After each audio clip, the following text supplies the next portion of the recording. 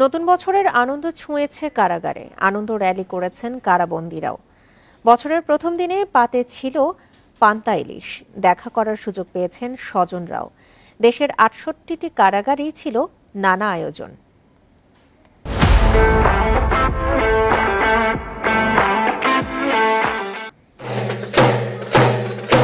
কারাগারে নেমেছে বৈশাখ। বছর জুড়ে থাকা বিষাদ নেই আজ। বাদ্য বাজনায় বরণ নতুন বছর।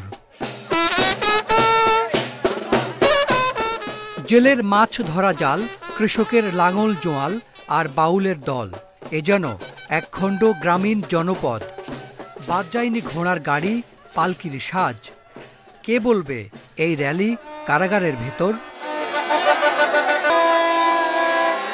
সবার জন্য নববর্ষ সমান আনন্দ বয়ে নিয়ে আসুক। ভেতরের কারাবন্দী থেকে শুরু করে কারা কর্মকর্তা কর্মচারী, এটা মাত্র অনুষ্ঠান যেখানে সকল ধর্মের মানুষ একসাথে আমরা আনন্দ করতে পারি।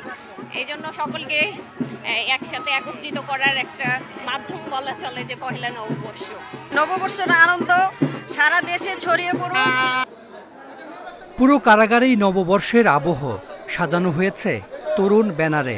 বন্দীদের স্বজনেরা সকাল থেকেই ভিড় করেন কারাগারের প্রধান ফটকে।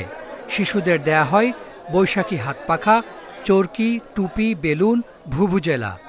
বড়দের জন্য ছিল ওয়েলকাম ড্রিঙ্কস। সেসব নিয়ে বন্দীদের সঙ্গে দেখা করেন স্বজনরা। অন্যান্য দিন তো আমাদের সম্মান যায় না, আজকে এটা বিশেষ দিন, তার জন্য আমাদের এই যে ক্যাব দিল, আমাদের যে আপ্যায়ন, আমাদেরকে যে সংবর্ধনাটা দিয়েছে গেটে, এটা অনেক ভালো লাগছে। কেরানীগঞ্জ কেন্দ্রীয় কারাগারে বন্দী ৮,০০০। নতুন বছরের সকালে দেয়া হয় পান্তা ইলিশ। দুপুর রাতে বিশেষ খাবারের ব্যবস্থা। বন্দীদের অংশগ্রহণে ছিল সাংস্কৃতিক অনুষ্ঠান। আনন্দ র্যালিও করেন তারা।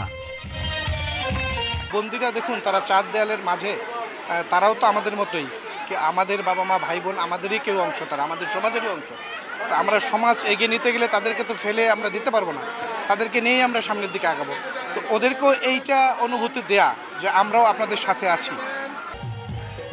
সারা দেশের কারাগারে বর্তমানে বন্দী আছেন প্রায় ৬৮,০০০ মানুষ।